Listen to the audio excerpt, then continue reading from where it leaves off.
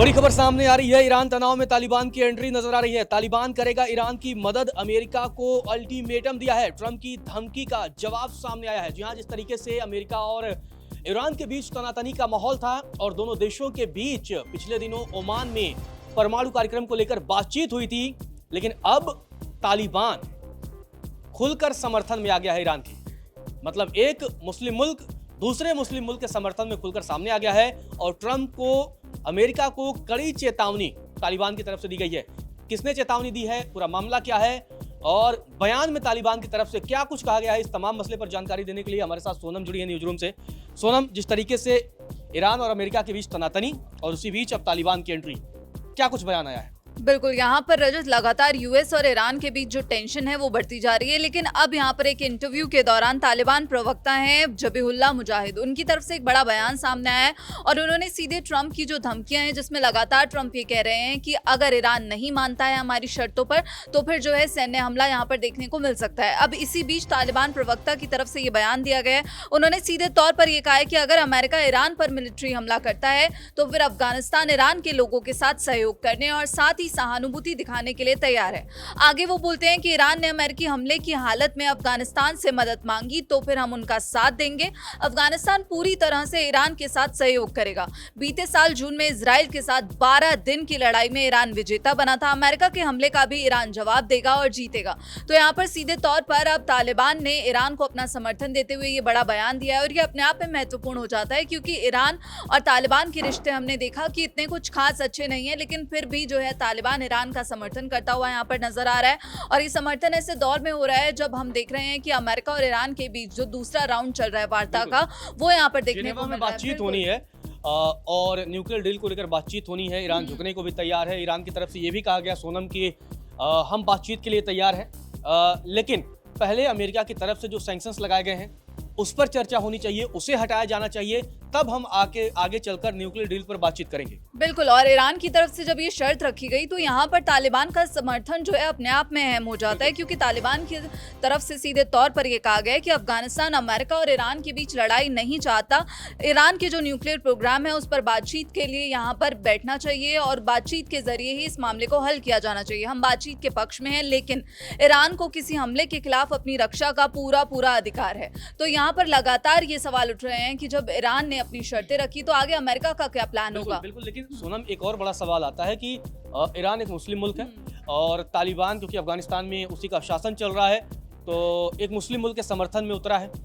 एक और मुस्लिम मुल्क की चर्चा आती है, पाकिस्तान कि पाकिस्तान, पिछले दिनों हमने देखा है कि पाकिस्तान, टर्की मुस्लिम मुल्कों का एक तरीके से खुद को नेतृत्व करने की ख्वाहिश भी रख रहे थे, लेकिन पाकिस्तान खामोश क्यों है?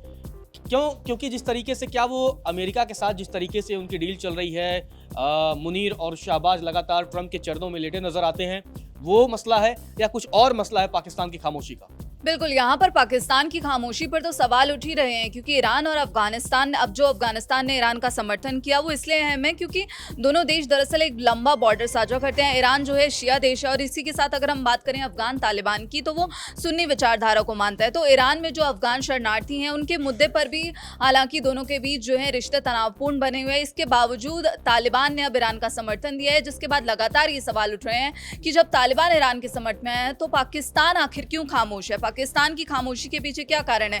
जैसा कि आपने बताया कि राष्ट्रपति डोनाल्ड ट्रंप जो है एक सबसे बड़ा कारण यहाँ पर माने जा रहे हैं, क्योंकि पाकिस्तान जो है ट्रंप प्रशासन के साथ कई तरह की डील्स कर रहा है। हमने देखा कि साथ ही जो IMF जैसे संस्थान है वहां से जो है पाकिस्तान को मदद मिल रही है, इसलिए पाकिस्तान को अमेरिका की जरूरत है। और हमने देखा कि जो पाकिस्तान, जो गाजा बोर्ड में भी पाकिस्तान ने साइन किया ट्रंप के पीस प्लान का, तो अब अगर वो ईरान को समर्थन देता है तो फिर अमेरिका के साथ उसके जो रिश्ते हैं वो वहां पर जो तनावपूर्ण होते हुए नजर आएंगे। इसीलिए पाकिस्तान जो है ईरान के साथ आने से यहाँ पर डरता हुआ दिख रहा है। लेकिन इसी बीच जैसा कि आपने बताया कि ईरान ने जो है शर्त रखी है, ईरान के उप विदेश मंत्री माजिद तख्त रवांची की तरफ से सीधे तौर पर यह कहा गया कि हम जो है परमाणु समझौते के लिए ईरान तैयार हो जाएगा अगर वॉशिंगटन जो है ईरान पर जो प्रतिबंध हटाने की चर्चा करने के लिए तैयार हो। तो उन्होंने सीधे तौर पर कहा कि अब जो गेंद है वो अमेरिका के पाले में, यानी कि राष्ट्रपति डोनाल्ड ट्रंप के पाले में है और अब ट्रंप को यह साबित करना होगा कि उन्हें ये डील करनी है या नहीं करनी। साथ ही उन्होंने ये भी दोहराया कि ईरान जो है अपने बैलिस्टिक मिसाइल कार्यक्रम पर चर्चा नहीं करेगा। हालांकि रजत यहाँ पर ये भी बताते, बिल्कुल जिस तरीके से सोनम आपने बताया कि न्यूक्लियर प्रोग्राम को लेकर अमेरिका की नाराजगी है। अमेरिका उस पर सवाल खड़े करता रहा और उसने कहा कि हम ईरान को न्यूक्लियर प्रोग्राम या न्यूक्लियर जो पावर नहीं बनने देंगे। लेकिन अमेरिका का मिसाइल प्रोग्राम पर, जो ईरान का मिसाइल प्रोग्राम है, उस पर कोई भी कमेंट नहीं है। उस पर अमेरिका बातचीत नहीं करना चाहता है। अमेरिका का भी कहना ठीक है, वो उसमें हस्तक्षेप अभी नहीं करना चाहता। जो अब तक के अपडेट हैं, मिसाइल प्रोग्राम से ईरान की दिक्कत नेतन्याहू को है, इजराइल को है। और लेकिन जिस तरीके से रवांची ने क्लियर कर दिया है कि हम अपनी सेफ्टी, सिक्योरिटी और अपने डिफेंस सेक्टर को मजबूत करने के लिए मिसाइल प्रोग्राम को बंद नहीं करेंगे, तो ये इजराइल के लिए भी कड़ा संदेश है। बिल्कुल, और यहाँ पर सीधे तौर पर आप ईरान का वो बयान देखिए, जब ईरान की तरफ से इन्होंने ये कहा कि जब हम पर इजराइल और अमेरिका ने हमला किया था तो हमारी मिसाइल ने ही हमारी रक्षा की थी। हमें जो है हमारी जो डिफेंस क्षमताएं हैं उनको छोड़ना हमारे लिए स्वीकार नहीं है। तो अगर आप बात करेंगे कि बैलिस्टिक मिसाइल पर जो है चर्चा करनी है तो फिर हम तैयार नहीं है, लेकिन हमने आपको अब ये शर्त दी है तो अब गेंद आपके पाले में। हालांकि इसी बीच जो यूएस सेक्रेटरी ऑफ स्टेट है मार्को रूबियो, उनकी तरफ से भी एक बड़ा बयान सामने आया। उन्होंने कहा कि हम कट्टर शिया मौलवियों से निपट रहे हैं, हम ऐसे लोगों से निपट रहे हैं जो सिर्फ थियोलॉजी के आधार पर जियोपॉलिटिकल फैसले लेते हैं, और ये एक बहुत मुश्किल बात है। ईरान के साथ कोई भी सफल डील नहीं कर पाया है, लेकिन हम कोशिश करेंगे।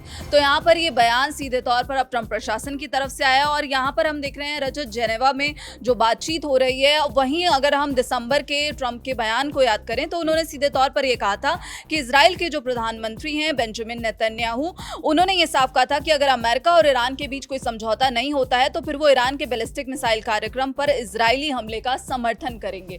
तो यहाँ पर ये अमेरिका की तरफ से बड़ा बयान दिया गया था, और इजराइल भी हमेशा से यही कहता हुआ आया है कि मिसाइल का जो प्रोग्राम है उस पर बातचीत होनी चाहिए। लेकिन अमेरिका और ईरान के बीच तो बातचीत की प्रक्रिया शुरू है। ओमान में बातचीत हुई, अब जिनेवा में बातचीत होनी है।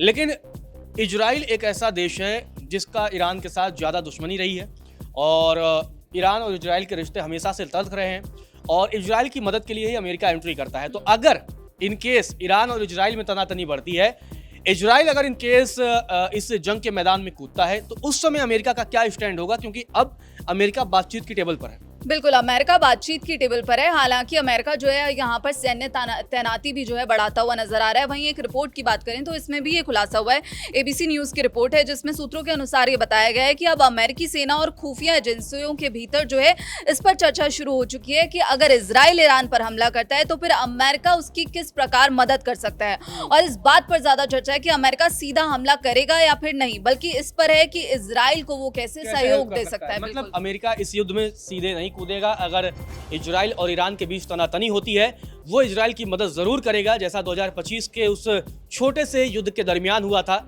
लेकिन फिलहाल अपडेट यही है कि अमेरिका को ईरान की तरफ से ऑफर आया है, तो दूसरी तरफ तालिबान की भी एंट्री हुई है, और तालिबान ने कह दिया है कि वो ईरान के साथ मजबूती से खड़ा है।